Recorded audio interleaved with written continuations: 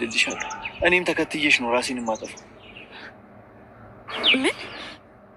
አባባ ሞቱ? አዎ ሞቷል። ይህንን እንኳን ልታዳምጪኝ ፈቃደኛ አልነበርሽም።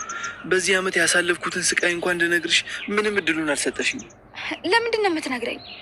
እውነት አለኝ። እውነቱን ከነገርኳት በኋላ ባሏን ትታ እኔ ጋር ትመጣለች ብላ አስበህ ነው ወይስ የነበረውን ፍቅሬን ቆስቁሰ በጸጸት ዘላለሚን እንድኖር ልትፈርድብኝ ነው? ኤላ እባክህ ቆይ፣ ለምንድን ነው የማትረዳኝ? ቃል ሄድሯል፣ ለሊ ሰብሯታል። ያንተ ቃል ደግሞ ለአሁኗ ለሊ ምንም ነው። እስኪ ነገር ይለኝ፣ እውነት ለእኔ ያለሽ ፍቅር አልቋል? አሁን ለእኔ ምንም አይነት ስሜት የለሽም?